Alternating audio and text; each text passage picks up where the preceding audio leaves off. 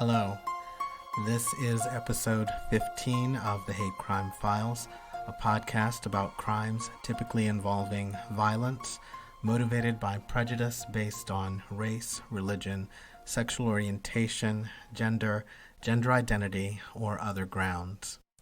I'm your host, Terrence Heath. This podcast covers disturbing events and may not be suitable for everyone. It is not recommended for young children. Listener discretion is advised. I'm back from my holiday hiatus and am ready to start the new year off with a new episode.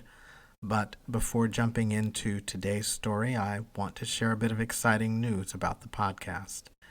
At some point over the holidays, this podcast surpassed 1,000 downloads and is very close to surpassing 1,500 downloads. I want to thank everyone who has listened, subscribed, and shared the podcast with friends or family. I look forward to promoting and continuing to grow the podcast in the year ahead.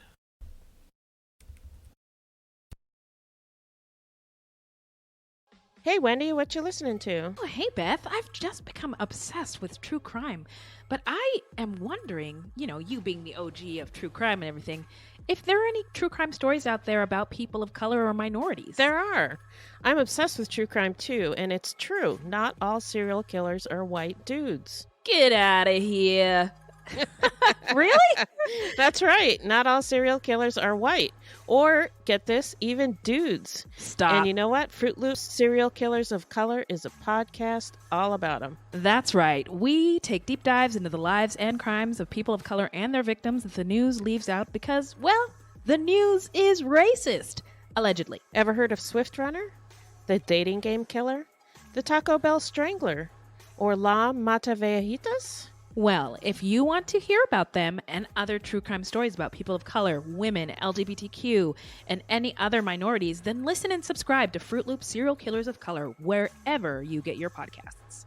And we are Wendy and Beth. She's Wendy. I'm Beth. We're not journalists, investigators, or psychologists. Just a couple of gals interested in true crime. New episodes drop every Thursday, so look alive, guys. It's crazy out there.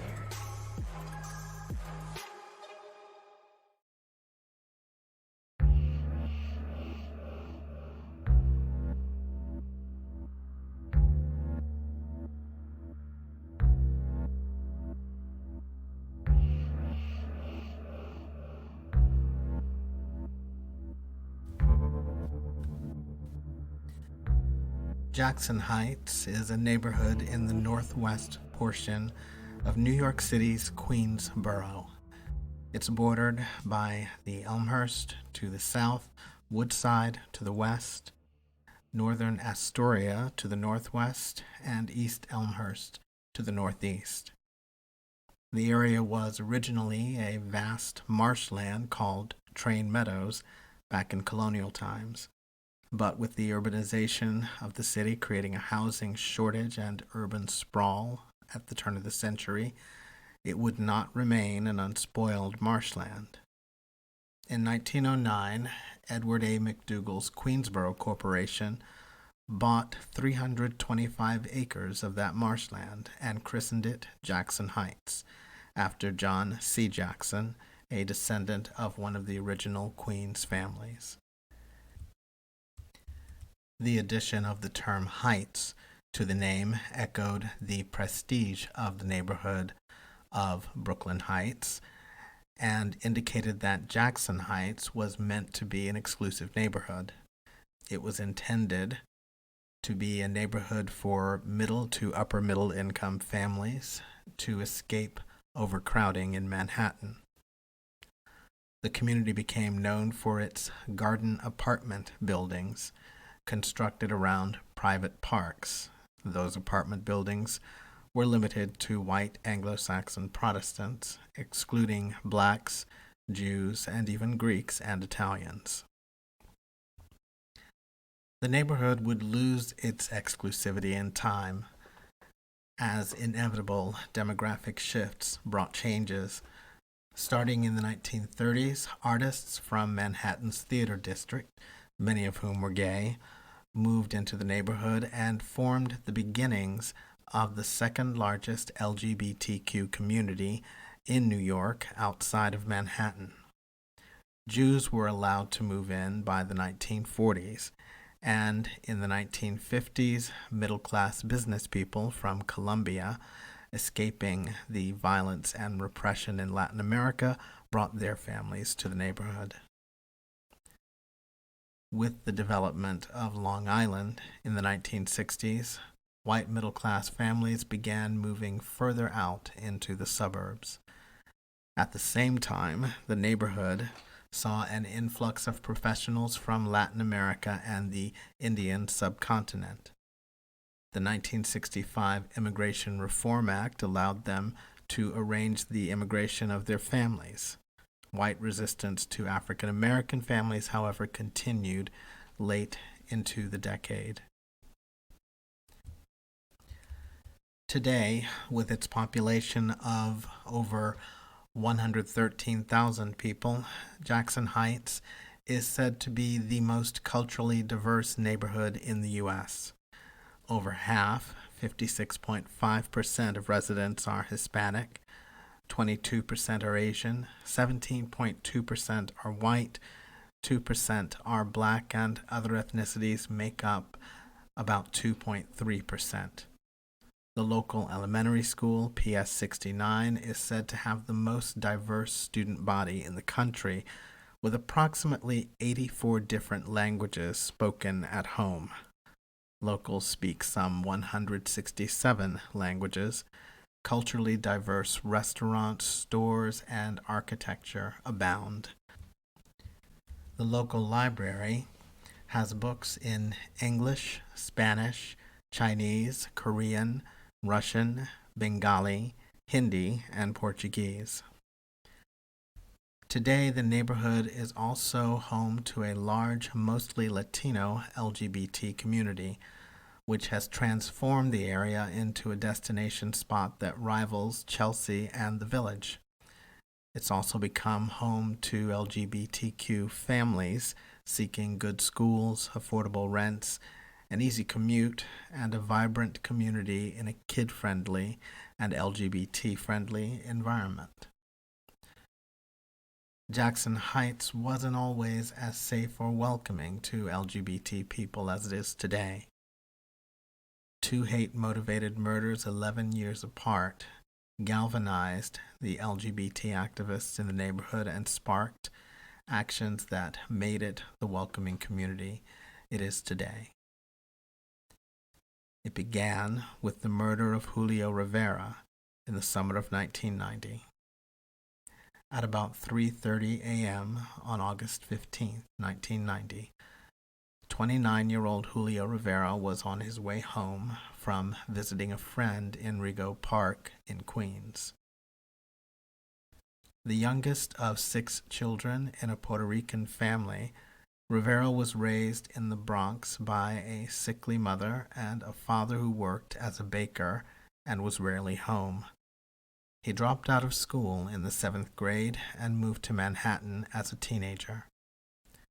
Described by a friend as an Adonis-like figure, he found that wealthy older men desired him for sex and companionship.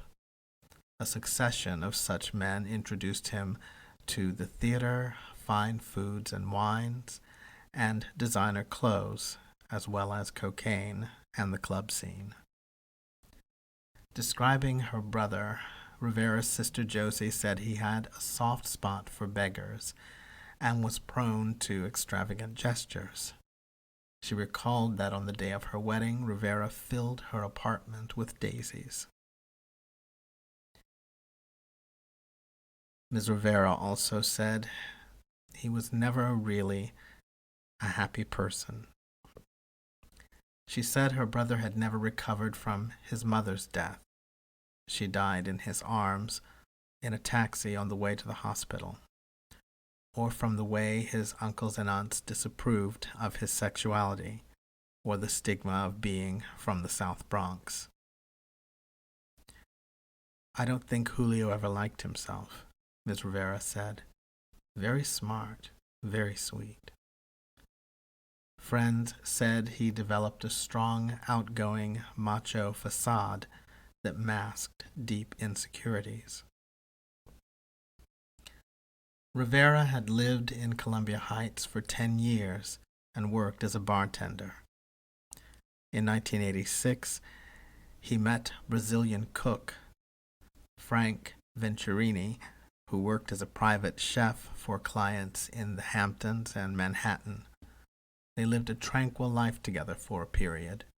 Venturini cooked extravagant meals and Rivera painted abstract watercolors.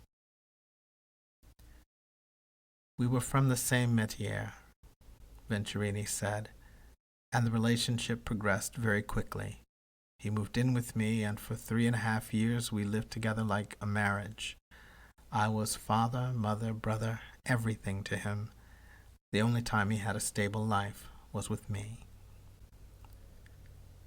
Then there came a time when Rivera would disappear, going out and not coming home for days. There were 2 Julios, Venturini said. One got money for drugs from other men, seemed very strong and self-confident, had a bad temper because of the cocaine. Ted Rivera would go to visit Julio at the home he shared with Venturini.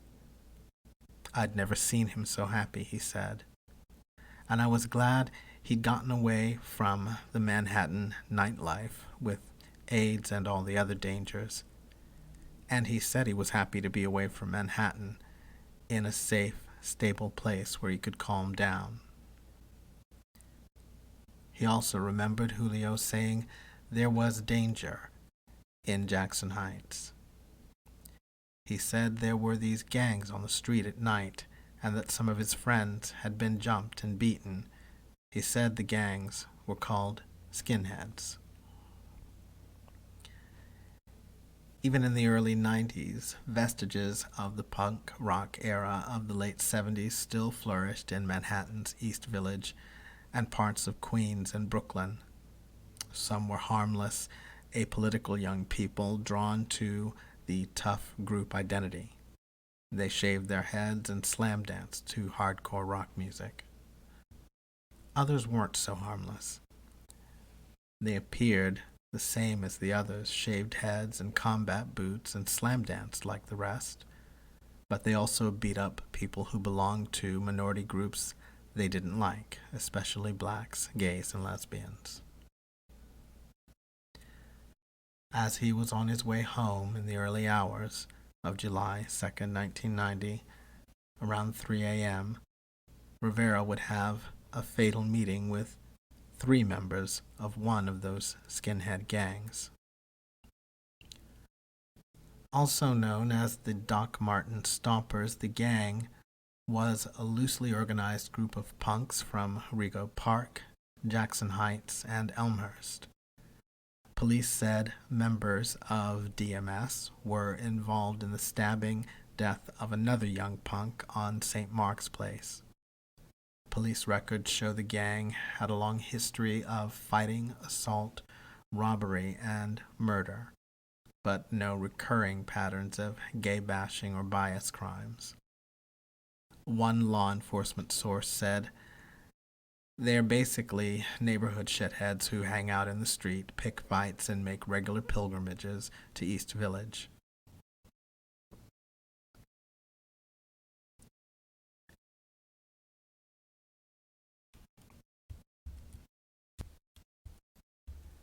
Danny Doyle, 21, was the son of a retired New York City police detective. He grew up an only son with the undivided attention of his loving parents and 2 doting sisters. He went to a Roman Catholic high school in Queens before transferring to the private Garzon school from which he graduated with honors in 1989. He was an ordinary teenage guy. He could be really nice or a real jerk just like any of us, said Jude Avellino, who was close to Mr. Doyle at the Garzon school. I've seen him get mad, but I've never seen him close to homicidal. Others described Doyle as a quiet boy who loved rock music and basketball and aspired to become a lawyer. After high school, Doyle lived at home and attended New York University, but transferred to Union College in Schenectady for his sophomore year, seeking a more collegiate experience. Doyle began spending time with the members of DMS when he returned home from Union College during the summer. Estat BC, 19, attended Newton High School for 2 years without earning a single credit, and ultimately dropped out. Known as Ed and Double O, his head was shaved and tattooed with the letters DMS, the initials of the Doc Martin skinheads. Police said he was the toughest of the three, a wild kid and a serious skinhead. He had seen bashings before, but not to the extreme of murder. Though he was the youngest of the three, he was showing Eric Brown and Doyle the ways of DMS. Eric Brown, 21, a dropout Stuyvesant High School student and former student of the Art Student League in Manhattan, was a part of the street gang known as the Doc Martin or DMS skinheads. The name caused the group, which included Black, Asian, and Hispanic members, to be confused with neo-Nazi skinheads, and was changed to stand for drugs, money, and sex. "Eric is a great dude," said one friend of Eric Brown. "I couldn't believe he was involved in something like this. Jackson Heights is a big gang scene. Guys get caught up in it, and the society affects them, God knows." Brown's friends could only watch as gang members Estat BC and Daniel Doyle drew him into the DMS circle. He adopted their macho facade and took part in bullying and beating others. First, Rivera encountered Brown as he walked through Jackson Heights. The three had decided Brown would approach Rivera because his long hair made him less threatening than the other two whose heads were shaved. Brown lured Rivera into the school playground behind PS 69 on 37th Avenue, where the attack happened. BC hit Rivera in the head with a bottle, causing him to double over. He then took out a hammer and began attacking Rivera with it. Doyle punched Rivera in the face, kicked him in the stomach, and stabbed him, delivering what would prove to be the fatal wound. Rivera was hit 14 times with the claw end of the hammer and stabbed in the back. A witness reported that 2 of the 3 men who fled the schoolyard had their heads shaved in the manner of neo-Nazi skinheads. Alan Sack, a friend of Rivera's, arrived on the scene to find Rivera lying in a pool of blood. Rivera was taken to Elmhurst Hospital, where he died a few hours later. Police found traces of cocaine in Rivera's blood. As a result, they initially believed that the murder was drug-related, even though it occurred in a place where attacks on gays had happened before. According to gays in the area, similar attacks had been going on there for 15 years. Rivera's friends and family members had never believed that he was killed trying to buy drugs. "He would never buy on the street," said his sister Josie Rivera. "He had connections and could get anything he wanted by phone." Rivera's murder galvanized Jackson Heights gay community as organizations responded with protests and demonstrations. Queer Nation handed out flyers in Jackson Heights, and 350 people joined in a candlelight march to the playground where Rivera was slain. Ken Kidd of Queer Nation was there with his group in 1990 and back for the vigil. When we read about Julio being hit with the claw end of a hammer and then stabbed to death, it got people riled up, he said. We'd had enough. Our friends were dropping at an alarming rate from AIDS. Matt Foreman was the head of the Anti-Violence Project, and he brought it to public attention. Another demonstration in October marched from Jackson Heights to Gracie Mansion. New York City Mayor David Dinkins hadn't said a word about Rivera's murder, which was still not classified as a hate crime. 3 days later, Dinkins' office announced a $10,000 reward for information about the murder. It was Dinkins' first public mention of the case. The New York City Gay and Lesbian Anti-Violence Project teamed up with Queer Nation to offer a $3,500 reward for information. New gay organizations formed in the wake of Rivera's murder. Ed Cederbaum, a Queens gay activist, co-founded Queens Lesbians and Gays United in 1991. Queens activists launched the Julio Rivera Anti-Violence Coalition. The murder went unsolved for 4 months, while police refused to classify it as a bias-related crime. That would begin to change with the arrests of Doyle, Brown, and Beasy. Police arrested Doyle and Brown on November 12th and Beasy on November 19th on second-degree murder and weapons charges. Police also found the hammer used in the attack. A witness who saw the three leaving the playground picked Doyle out of a lineup. The Queens District Attorney announced that he would treat the case as a bias-related incident. On December 17th, the police department's bias review panel classified the murder as a bias-related crime. After the arrest, police began closing in on a motive.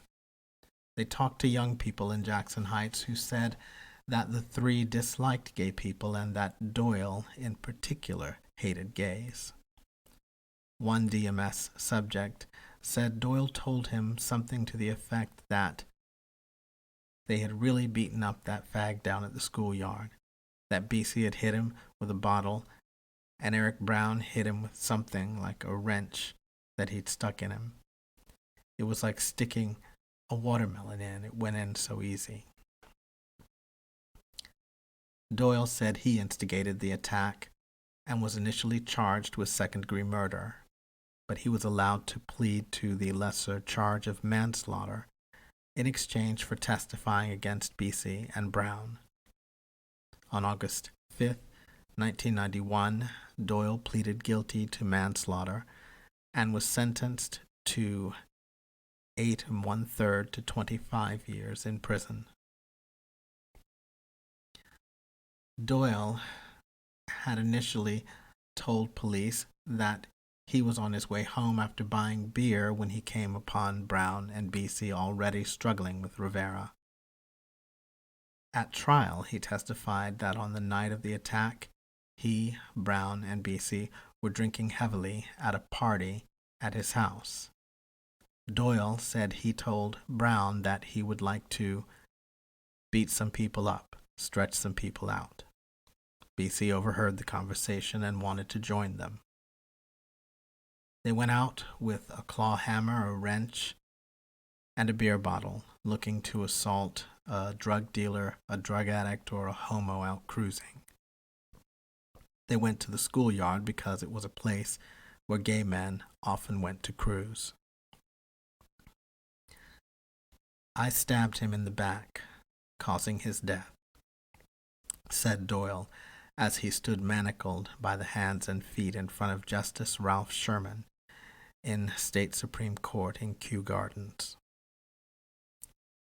Justice Sherman asked, "Was this a preconceived plan?" Doyle answered, "Yes." Doyle then calmly said, "We stabbed him and killed him. I killed him because he was gay." Defense attorneys claimed that Doyle changed his story after reaching a plea agreement with the prosecution to avoid a potential 25-year sentence. Lawyers for Brown and BC argued that their clients were not guilty and charged that Doyle and the prosecution were conspiring to build a case against them. BC's lawyer, Barry Jean Rhodes, called it odd and outrageous that the prosecution would make such a deal with the murderer in an effort to strengthen the case against two people who are clearly not murderers. The medical examiner, he said, found that the stab wound Mr. Doyle inflicted was the, quote, sole cause of death. During the trial, both defense attorneys alluded to Rivera's active sex life, implying that as a promiscuous gay man, he deserved what he got.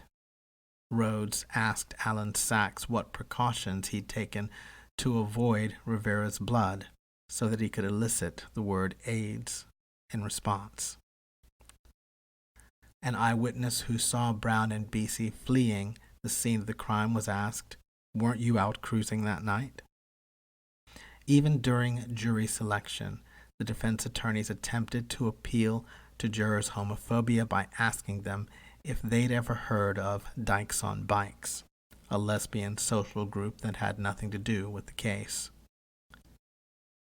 After testimony ended, the defense argued that there was insufficient evidence to send the case to the jury.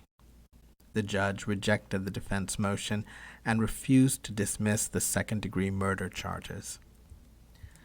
However, he instructed the jury that they could also consider the charges of manslaughter and criminally negligent homicide. What motivated them was hate, and what they sought was death, and they got it, the prosecutor, Daniel McCarthy, told the packed courtroom.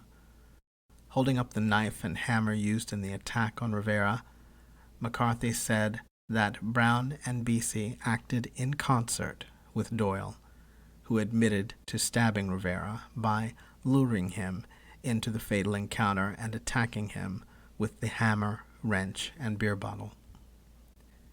BC and Brown were convicted of helping Doyle lure Rivera to the schoolyard, where the three of them attacked him. They were both sentenced to 25 years to life. At that time, anti-gay murders were rarely prosecuted. The few that were typically ended in acquittals or very light sentences. Suddenly, a district attorney, a judge, and a jury had departed from the justice system's usual treatment of gay bashing as a crime on par with jaywalking. Brown and BC's friends, families, and attorneys were outraged. Brown's attorney, Harold Harrison, declared that the jury ended up carrying out the desires of the gay rights activists. Harrison argued that the trial had been unfair because defense attorneys were not allowed to exclude gays and lesbians from the jury. Rhodes, BC's attorney, informed a reporter that BC is normal, he likes girls, and placed the ultimate responsibility for the tragedy on gay and lesbian activists whom he called a lynch mob. BC's aunt, Aphrodita Soljovic, shouted homophobic slurs outside the courtroom as Rivera's friends and media filed out. "It's about time we started picking on them. They have privileges, but we're real people, people that didn't lose any chromosomes. Because Brown wants to keep his job, you know who's going to be voting for him, pretty in pink." Brown and BC's friends taunted, "Put your lipstick on, honey," as Rivera's ex-lover walked by in tears. None seemed to grasp that open expressions of disdain for gay people might hurt the defendant's case. In February 1995, an appellate court overturned BC and Brown's convictions because the trial judge made fundamental procedural errors that deprived the defendants of their rights. The appellate panel called for a new trial but added that the evidence presented at trial was sufficient to establish guilt.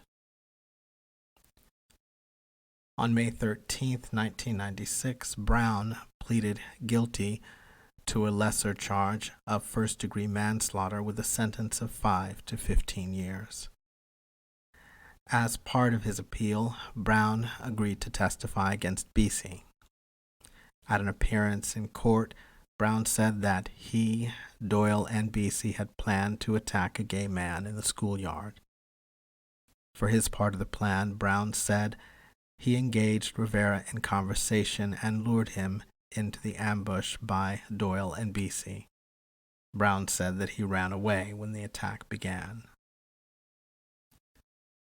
On May 14, 1996, BC failed to appear for a court hearing, and the judge revoked his $350,000 bail.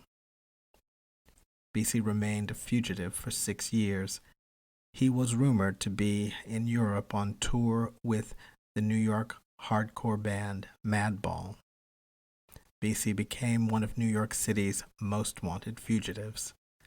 The New York Gay and Lesbian Anti-Violence Project offered a $10,000 reward for information leading to his arrest. On February 10, 1997, the New York State Parole Board denied Brown's request for an early release from prison. On learning of the parole denial, Peg Rivera, Mr. Rivera's sister-in-law, said, "We were pleased that he was denied for another 2 years. We hope he is at least made to serve the full 15. Christine Quinn, executive director of the New York City Gay and Lesbian Anti-Violence Project, said, "This is a victory because it keeps a dangerous homophobe in jail," but added, "No one can be happy until Asat BC is in jail." BC died in Tijuana, Mexico on April 2, 2006, in what appeared to be a drug-related murder. He was shot in the shoulder and the head. He was initially identified by a double eagle tattoo he'd attempted to have removed. Fingerprints later confirmed his identity. Though few outside of the neighborhood took notice, Rivera's murder became to Jackson Heights gay community what the death of Yusef Hawkins was to the African American community. It inspired the documentary film Julio of Jackson Heights, directed by Richard Spuntoff, featuring interviews from Rivera's family and friends. He also has footage from years of the borough's Pride Parade, which began after Rivera's death. The corner of 78th and 37th Avenue where the attack occurred was named Julio Rivera Corner. 3 years after Rivera's murder, Jackson Heights Councilman Danny Drum founded the Queens Pride Parade in Jackson Heights and the Lesbian and Gay Democratic Club of Queens the following year. It's now the second largest parade in the city. On the 25th anniversary of Rivera's murder, Drum led a vigil to the steps of Julio Rivera Corner, where the attack took place. Julio's case was the beginning of the change that we saw in the borough of Queens, Drum said. If it wasn't for Julio, Drum said, the Queens LGBT movement would not have gotten as far as it has gotten. Julio did not die in vain. He changed people's lives.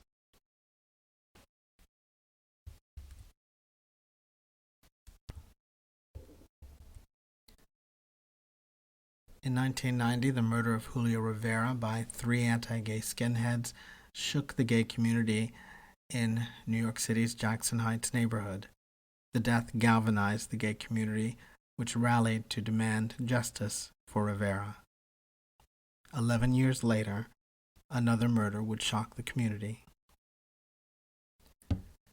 At the age of 16, Edgar Garzon left his family behind in Colombia and moved to the U.S. to become a citizen and build a life for himself in New York City. At 35, he was a dancer and making his living as a set designer for local Latino theater groups. He was a member of the Columbia Gay and Lesbian Association and designed gay pride parade floats for the group. On August 15, 2001, Garzon was out drinking with friends.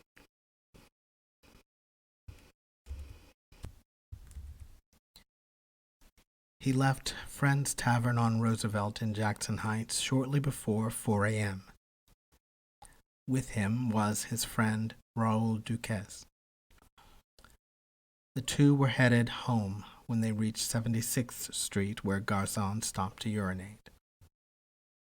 Duquesne says he was with Garzon when a red car first approached them. The car pulled up alongside Garzon, and he exchanged words with someone inside. Duquesne did not hear the conversation and said that Garzon told him someone in the vehicle had invited him to a party, but he declined. Duquesne and Garzon saw the car a second time, and Garzon expressed concern. Afterward, the two parted ways, with Garzon headed down 77th Street alone.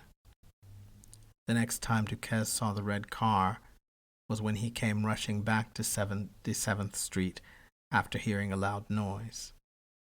Duquesne turned the corner to see two men getting back into the car very quickly. He found Garzon lying on the ground and called 911. A bank surveillance camera captured a second encounter between Garzon and the people in the red car. The video caught the vehicle but not the men inside. It showed Garzon looking intently into the car. After Garzon turned and went on his way, someone exited the car and went after him out of camera range. The suspect was observed emerging from the car, striking Garzon in the head and stealing his wallet, while another suspect waited in the car. Frank Byrne, a resident of 77th Street, said he was awakened by 3 loud whacks that morning. He looked out of his window to see a man lying on the sidewalk, a second man standing over him, and a third man moving back towards the red car. Sergeant Eileen M. Walter was the first police officer to respond to the 911 call. She arrived on the scene to find Garzon lying in a pool of blood, barely conscious and constantly moaning. Police believed he was attacked with a blunt object like a hammer, a baseball bat, or a lead pipe. Emergency medical technician Stephen Carter said that Garzon's head injuries were so severe that he and his partner could not stop the bleeding. They saw what appeared to be brain matter on Garzon's face. Garzon was taken to Elmhurst Hospital Center, where he remained in a coma until he died on September 4, 2001. An autopsy showed that Garzon had suffered severe skull fractures and a brain hemorrhage. On September 6, 2001, a candlelight vigil was held in Garzon's honor at Roosevelt Avenue and 80th Street. The viciousness of the attack does point to a hate crime, said State Senator Tom Duane. The perpetrators beat him far beyond the need to rob him. It really shouts bias crime, added Councilwoman Christine Quinn. In response to Garzon's death, gay activists raised nearly $3,000 in reward money. Duane and Quinn each made a $500 contribution to the award being offered for information leading to the arrest and conviction of the killers. The reward fund grew to $15,000. Police worked to discover whether the incident was an anti-gay attack, but community gay rights activists were already convinced that it was. The growing LGBT population in Jackson Heights saw the murder as a wake-up call. Many said it reminded them of the 1990 death of Julio Rivera, who was killed just one block from the scene of Garzon's attack. Unwilling to let their son's death be forgotten, Garzon's parents, Armando and Lenore Garzon, left their country and moved into Garzon's Queens apartment.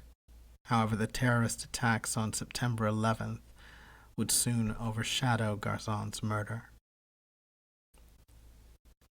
The case would go unsolved until 2003, when Christopher Recalde came forward. Recalde initially said that his knowledge of the murder was only secondhand, but he eventually identified John McGee as Garzon's attacker. On the night of the attack, Recalde, 14, was a passenger in the red car with McGee as the driver. They'd spent the night smoking marijuana and driving around the neighborhood with a third man named Yaya. At the time of the assault, McGee and Recalde were living with Recalde's father. 1 week after the attack on Garzon, they saw a news report of the crime, and Recalde said that McGee suggested he might have to leave the city. In December 2001, McGee fled to London, where his wife and child were living. At some point before he left for London, officials said McGee bragged about the killing to his friends. Police located him in London in 2004, but didn't believe they had enough evidence to extradite him. Scotland Yard agreed to keep him under surveillance. When McGee applied for British citizenship in 2006, he lied about previous convictions on his application. As a result, he was removed from the country. Having been told by British authorities what flight McGee would be on, New York police met him at John F. Kennedy International Airport. On June 28, 2006, police arrested McGee and charged him with 1 count of second-degree murder, 1 count of first-degree manslaughter, and 1 count of attempted robbery in Garzon's death. While in police custody, McGee made statements that placed him in New York at the time of Garzon's murder. McGee went to trial on July 12, 2007. District Attorney Karen Ross told jurors in her opening statement that Garzon was attacked because he, quote, made the mistake of hitting on McGee. I will prove to you that this defendant did this because Mr. Garzon was a gay man, and he made the mistake of hitting on this defendant, Ross said. She also told jurors they would hear from an eyewitness to the attack, Recalde, who was a passenger in the car and who had known McGee for 8 years. McGee's defense attorney countered that no fingerprints tied McGee to the crime, and police had found no weapon despite assertions that one was used in the attack on Garzon. The defense also attacked inconsistencies in the prosecution's case and brought up Recalde's criminal background, which included breaking into a car, and his membership in 2 gangs, the Bloods and the Latin Kings. Recalde testified that McGee attacked Garzon on August 15, 2001.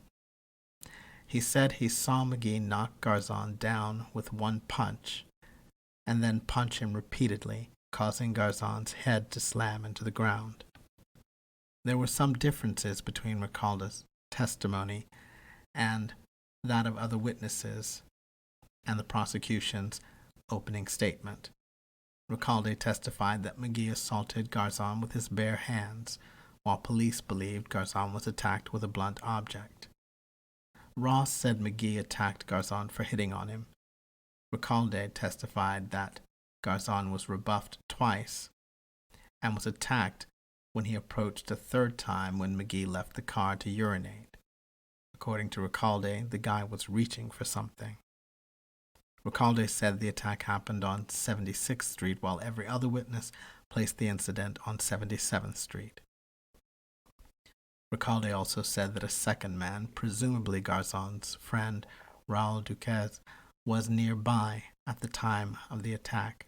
However, Duquesne testified that he was not present for the attack and arrived on the scene after Garzon was already on the ground.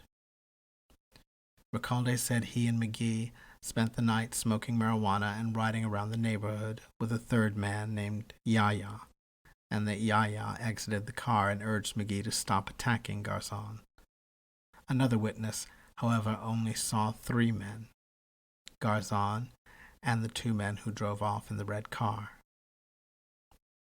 Garzon's mother, Leonore, took the stand and told jurors that Garzon was beaten so severely that he looked like a monster. When she saw him at the hospital after the attack, "I did not recognize my son," she told jurors. On July 24, 2007, the judge in McGee's murder trial declared a mistrial after a juror called in sick 2 days in a row, causing the jury to suspend deliberations for 4 days. On September 11th, a Queens jury quickly found McGee guilty of second-degree murder. On October 17th, 2008, McGee was sentenced to 22 years to life for Garzon's murder. At the time of sentencing, McGee still denied committing the crime. Speaking on behalf of Garzon's parents from his old Jackson Heights apartment where they now lived, Neil Macias, a brother-in-law, thanked the 115th Precinct, especially Detective Daniel Corey, for their vigilance in pursuing the case. At least knowing that this guy is in prison right now and he's going to be punished for what he did, it's a kind of relief for the family, he said.